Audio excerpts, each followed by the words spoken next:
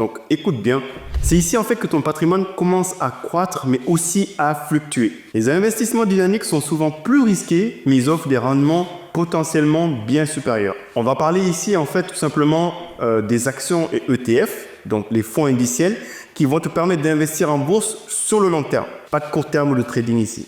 Et ensuite, il y a aussi l'immobilier locatif qui va générer des revenus passifs grâce au loyer et qui peut se valoriser au fil du temps. Donc les loyers plus la valorisation du bien. Et enfin, les SCPI, une alternative à l'immobilier physique pour investir dans des biens sans avoir à les gérer directement.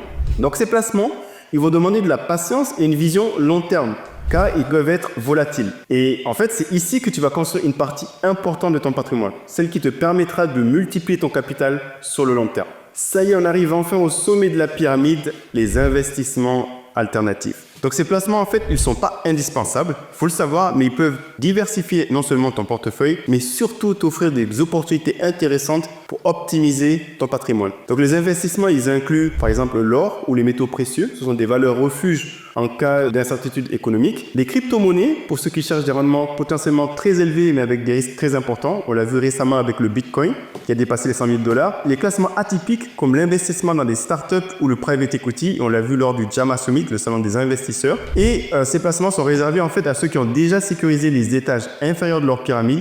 Ils doivent représenter qu'une petite partie de ton portefeuille parce qu'en fait, ils ont une volatilité et des risques très élevés.